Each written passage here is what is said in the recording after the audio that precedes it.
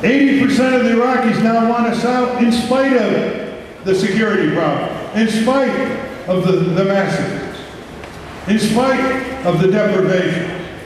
That's how bad it is. 72% of U.S. soldiers in Iraq, polled by Zogby in January 2006, 72%, including a slight majority of Marines, wanted us out of there within 6 to 12 months. The soldiers right there in the field. You didn't probably hear about that poll, did you? Look at democracyrising.us. You'll get the straight scope. democracyrising.us. That was not challenged by the Pentagon either. This was a field poll. Professionally done. You can imagine what it is now, 18 months later.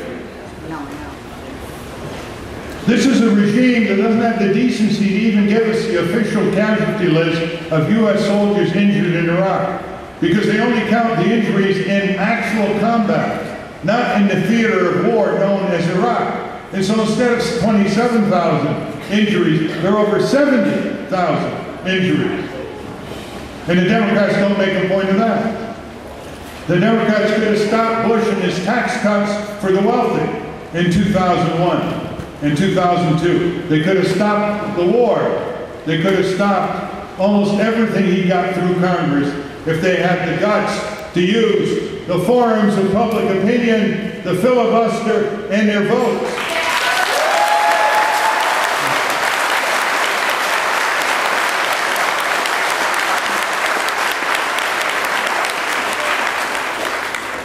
Corporate takeover of Washington would now meet the criteria established by Benito Mussolini's PhD thesis, which is a definition of the corporate state.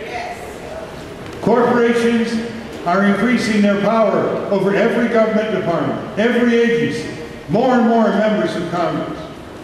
They have corrupted our elections, controlled our government, commercialized our universities, commercialized childhood itself, blocked one reform and one social justice movement after another. Make a list of 15 of the major changes you would like to see in this country, like living wage, like Medicare for all under cost controls and quality control, like a complete junking of the corporate-favored indentured tax system, where the New York Times reported a few days ago, corporations are reaching a point where they can determine what taxes they want to pay and what they don't pay.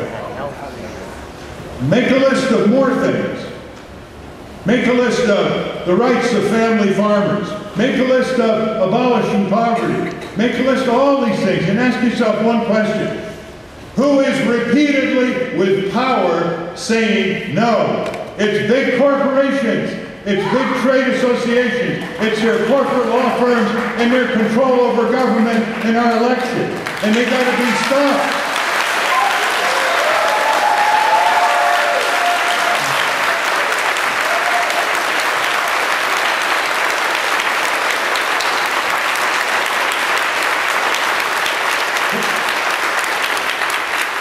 Corporations, as you know, were chartered in the early 1800s to be our servants, not our masters.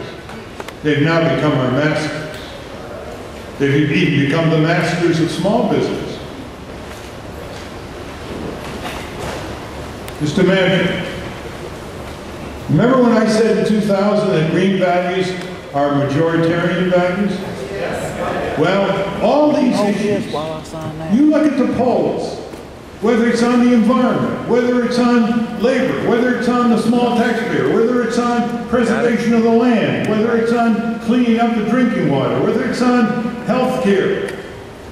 All the polls, whether it's on corporations have too much control over their lives. That was 72% of the people in the Business Week poll. All of these reflect the Green Party majoritarian values. Now, doesn't that pose something? Did you see the cover of Fortune last week? It had a picture of Hillary. Why big business loves Hillary? Look it up. We have another round of Clintons coming?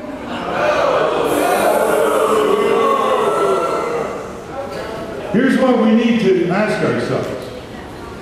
What is it that is lacking in people today who feel so powerless, who feel they don't count, they don't matter, that even when they see candidates whose record, not just whose views, at the local, state, and national levels, whose candidates they believe in, but they feel so powerless in a rigged two-party winner-take-all electoral system that they will not vote for the people they respect, believe in. They will vote for, at best, the least worst of the two parties. And when you vote least worst, and you signal least worst, and you don't make demands on least worst, they're both going to get worse every 4 years, aren't they?